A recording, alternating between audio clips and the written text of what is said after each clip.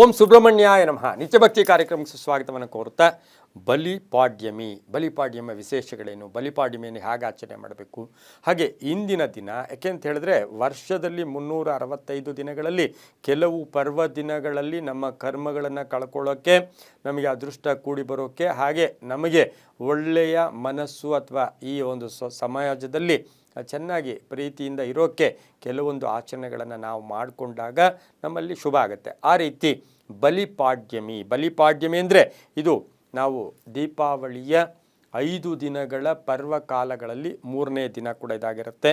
ರಾಕ್ಷಸ ರಾಜ ಬಲಿಯ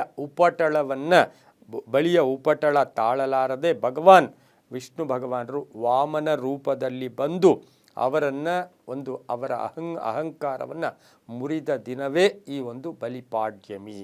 ಯಾಕೆ ಅಂತ ಹೇಳಿದ್ರೆ ಈ ಬಲಿಚಕ್ರವರ್ತಿ ಅಂತಕ್ಕಂಥವನಿಗೆ ಪ್ರಪಂಚದಲ್ಲಿ ನನ್ನ ಬಿಟ್ಟರೆ ಏನಿಲ್ಲ. ಅದಕ್ಕೆ ಇದೆಲ್ಲ ನಮಗೆಲ್ಲೋ ಒಂದು ಕಡೆ ನಮಗೆಲ್ಲರಿಗೂ ಕೂಡ ಒಂದು ಆದರ್ಶ. ಅಂದರೆ ಇದರ ವಿಚಾರದಲ್ಲಿ ನಾವು ಅಲರ್ಟು ಕೂಡ ಆಗ್ತೀವಿ.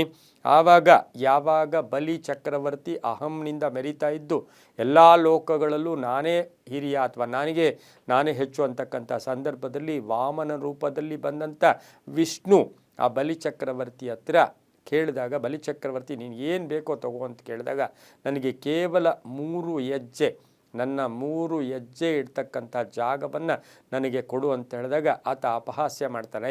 3 ಹೆಜ್ಜೆ ಇಡೋ ಜಾಗನ ತಗೋ ಅಂತ ಹೇಳಿದಾಗ ಆ ಒಂದು ಭಗವಾನರು 1 ಹೆಜ್ಜೆ ಇಟ್ಟಾಗ ಇಡೀ ಭೂಮಂಡಲದ ಮೇಲೆ 1 ಹೆಜ್ಜೆಯನ್ನು ವಿಷ್ಣು ಭಗವಾನರು ವಾಮನ ರೂಪದಲ್ಲಿರ್ತಕ್ಕಂಥವರು ಇಡ್ತಾರೆ. ಇನ್ನು 2ನೇ ಹೆಜ್ಜೆಯನ್ನು ಆಕಾಶವನ್ನು ಸಂಪೂರ್ಣವಾಗಿ ಆವರಿಸ್ಕೊಳ್ಳೋ ಹಾಗೆ ಆ ಹೆಜ್ಜೆ ಇಡ್ತಾರೆ. 3ನೇ ಹೆಜ್ಜೆ ಇಡೋಕ್ಕೆ ಭೂಮಿನೂ ಆಗೋಯ್ತು, ಆಕಾಶ ಆಯ್ತು, ಇನ್ನೇನೂ ಇಲ್ಲ. ಆ ಸಮಯದಲ್ಲಿ ಬಲಿಚಕ್ರವರ್ತಿ ನಾನು ಈ ಹೆಜ್ಜೆಯನ್ನು ಎಲ್ಲಿಡಲಿ ಅಂತ ಹೇಳಿದಾಗ ಆ ತಲೆಯನ್ನು ಕೊಟ್ಟಂತಹ ಸಂದರ್ಭದಲ್ಲಿ ಆ ತಲೆಯ ಮೇಲೆ ಇಟ್ಟು ಆ ಒಂದು ಬಲಿಯ ಅಹಮ್ಮನ್ನು ಮುರಿದ ದಿನ ಕೂಡ ಇದಾಗಿರುತ್ತೆ.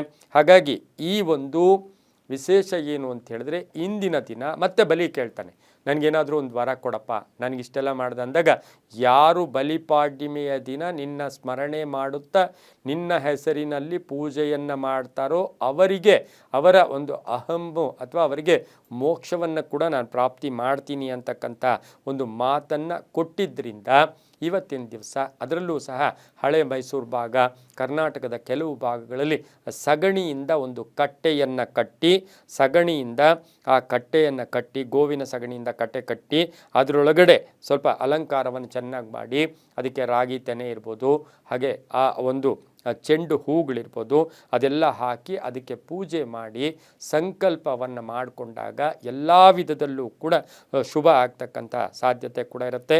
ಇನ್ನು ಪ್ರತಿ ವರ್ಷವೂ ಬಲಿಪಾಡ್ಯಮೆಯ ದಿನ ಬಲಿಯನ್ನು ಸ್ಮರಣೆ ಮಾಡ್ಕೊಳ್ತಕ್ಕಂಥದ್ದು ಅಥವಾ ಅಲ್ಲಿ ದೀಪ ಹಚ್ಚಿ ದೀಪಕ್ಕೆ ಅಲಂಕಾರ ಮಾಡ್ತಕ್ಕಂಥದ್ದು.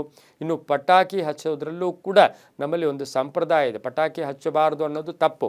ಪಟಾಕಿ ಅನಾದಿ ಕಾಲದಿಂದಲೂ ಕೂಡ ದುಷ್ಟ ಶಕ್ತಿಯನ್ನು ಹೋಗಲಾಡಿಸಿ ಶಿಷ್ಟ ಶಕ್ತಿಯನ್ನು ಉಂಟು ಮಾಡ್ತಕ್ಕಂಥ ವಿಶೇಷವಾದ ಒಂದು ಪದ್ಧತಿ ಕೂಡ ನಮ್ಮಲ್ಲಾಗಿರುತ್ತೆ.